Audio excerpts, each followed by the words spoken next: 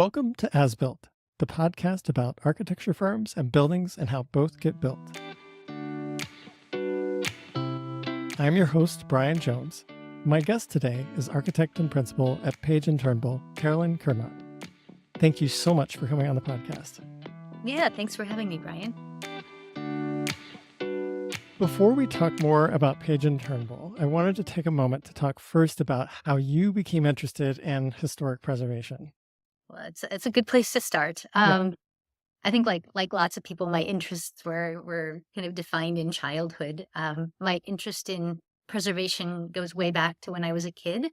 My parents were interested in architecture, and my dad taught American history and political science. So lots of our vacations ended up being to historic places. And I'm sure this is not an unusual story for grew up in the Midwest.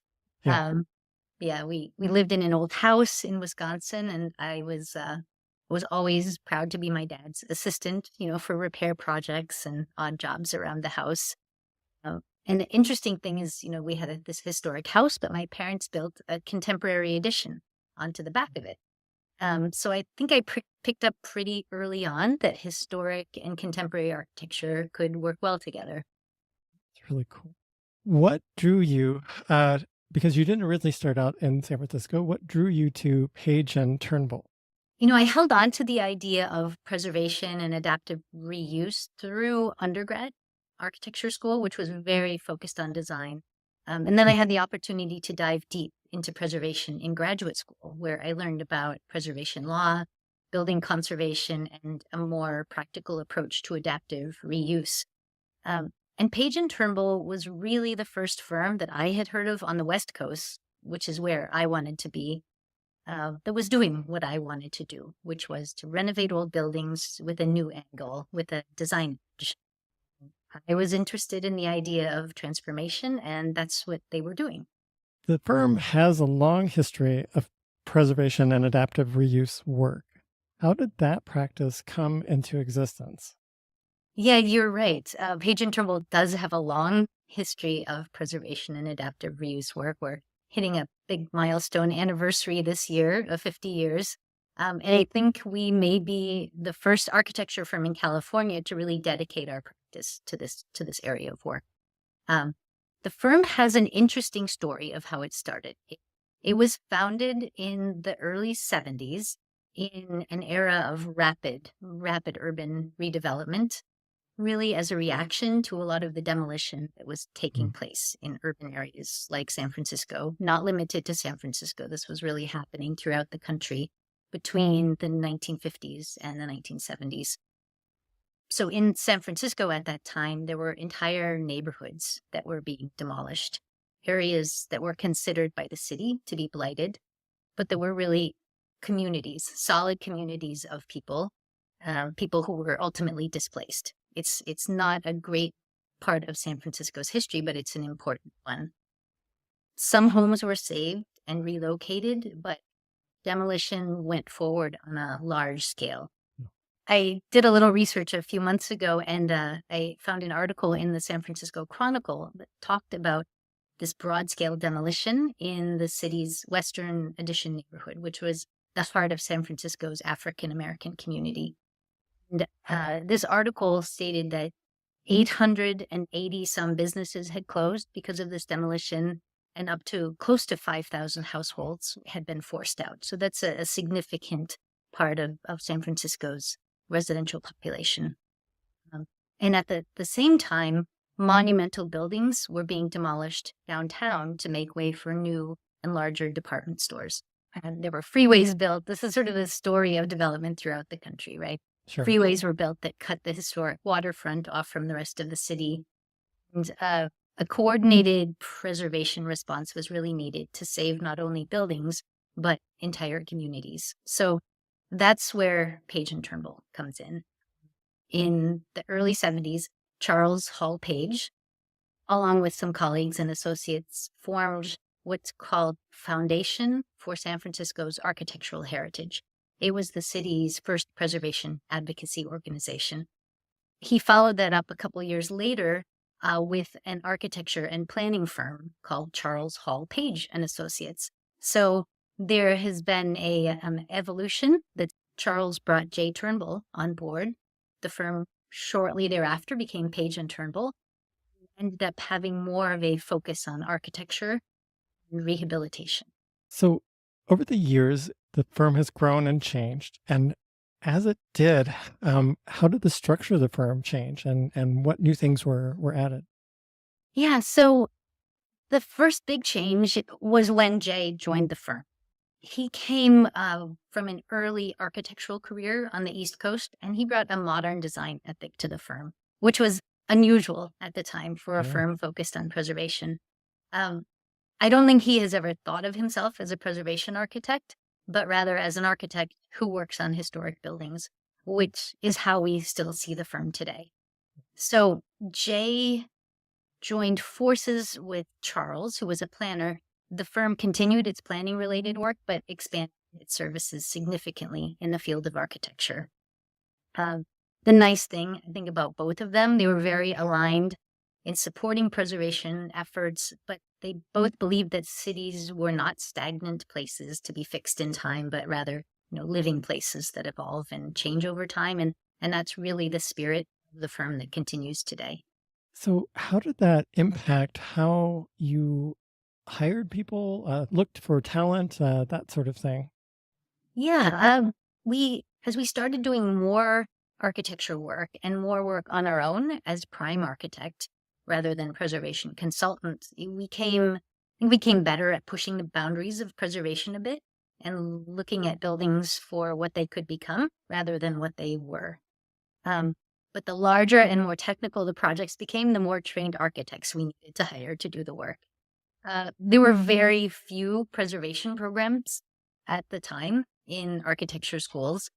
So a lot of people were kind of trained on the job, people who had an interest in preservation, in building materials, in understanding how these historic buildings went together and what needed to be done to fix them. So at the same time that our firm was growing the architecture studio, it was also growing two other studios, a cultural resource studio that had its roots in planning and architectural history, and a preservation technology studio, which focuses on really the nuts and bolts of preservation and the repair of these historic building assemblies. I'd imagine that there's quite a crossover in projects in the different aspects of the studio working together. And is that does that naturally occur, or are there things that you do within the firm to kind of cultivate that a little bit? No, you're right. The three studios, I think in an ideal project, all three studios would work together where we have sort of the planners and historians at the front end, understanding what is most important, most significant about a building and trying to identify where the areas of opportunity are. Then the preservation technology team comes in and does a conditions assessment and repair recommendations. And then the architecture team can implement a new design and really take it to the finish line. So the all important client, how do they, bringing them into the picture now, how do you help them understand? Because, it isn't, I think people sometimes have a very basic view of what is possible with historic preservation and adaptive reuse, but how do you help them understand what is possible within a project and maybe is not possible? So, Yeah, I've been thinking about this a little bit in my own work. And, what is possible in an adaptive reuse project isn't always visible at first glance. hmm, There are so many stakeholders involved, and they often have competing views and priorities about what should happen to a building. And everybody has a voice, especially in a city like San Francisco. There's a lot of community and stakeholder involvement. And it's our job to work with clients to understand really where the opportunities are in a project. That might be understanding on a policy level just how much new area could be added to a building, what type of new use might be acceptable under current planning and zoning regulations, and also just getting a sense for how much change a particular neighborhood or stakeholder group might accept at a particular moment in time. which I'm sure can be a moving target sometimes too. Yeah, So, yeah. so one of the many projects that the firm is known for is the Walt Disney Family Museum.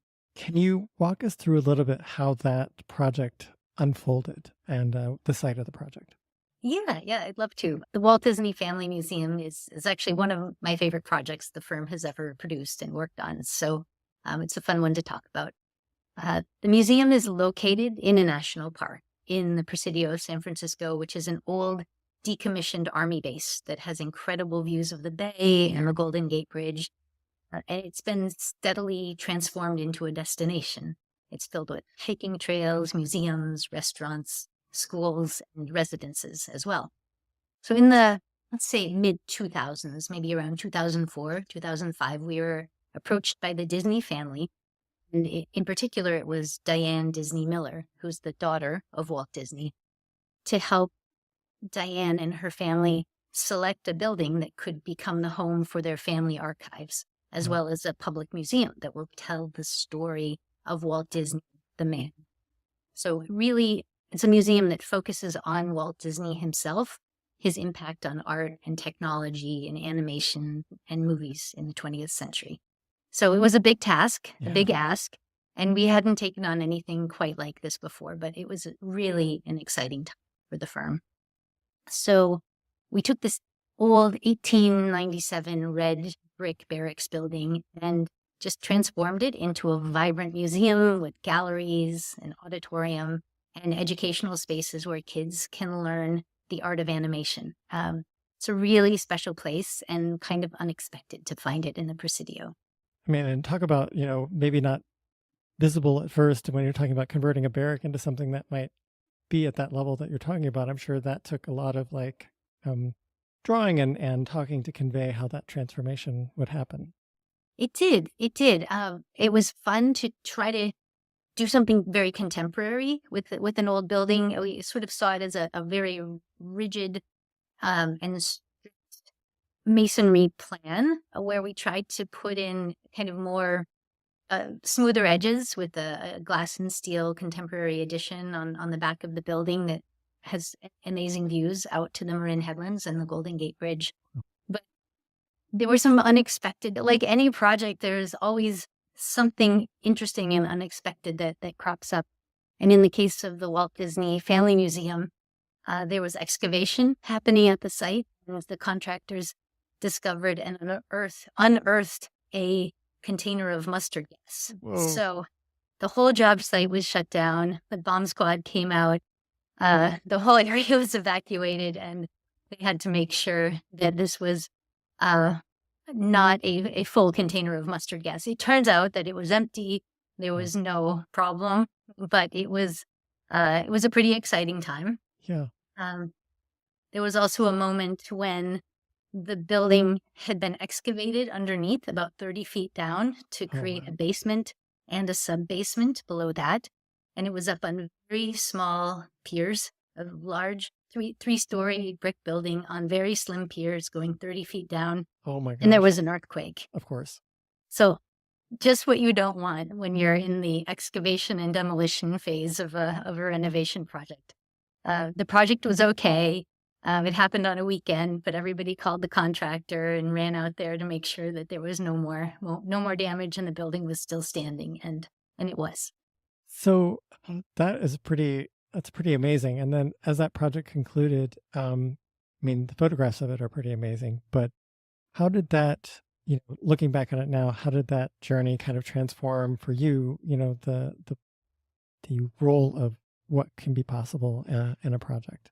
Yeah, that's a great question. To me, it was really the first chance our firm had to kind of put our words into action. That we fully supported this idea of contemporary additions to historic buildings. And here we were in an environment that had pretty strict preservation controls. The Presidio is not only a national park, but it's a national historic landmark, which is essentially the highest level of preservation recognition in the country.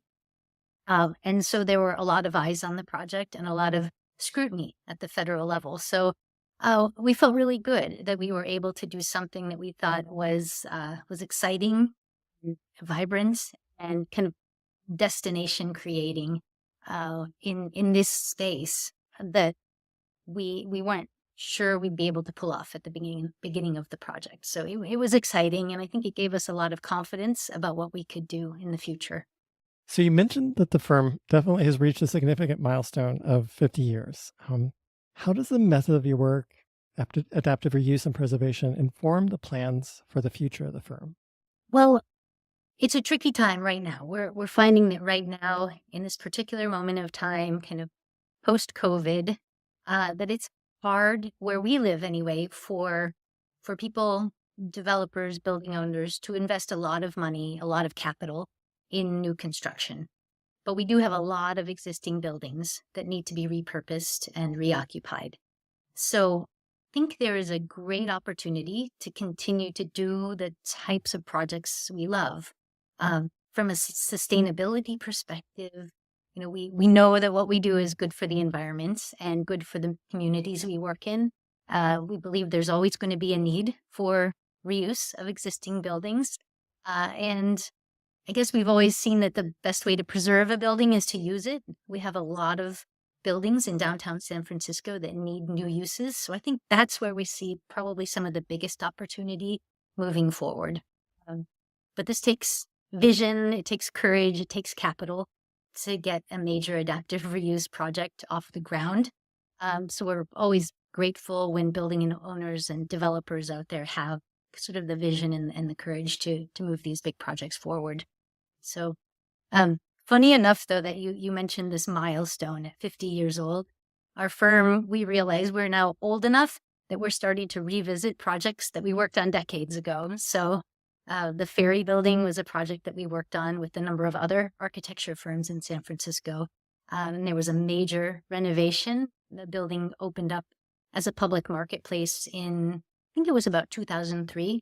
And now we're working on the next phase of that renovation, that adaptive reuse to kind of change and re-examine how the public uses the spaces inside the building and to modify them, pivot a little bit and reimagine, what the Ferry Building could be for the next 50 years.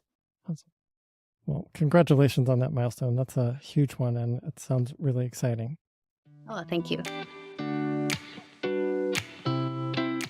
I really want to thank you for taking time out of your schedule to share your insights with me and with our listeners. Until next time, this has been As Built.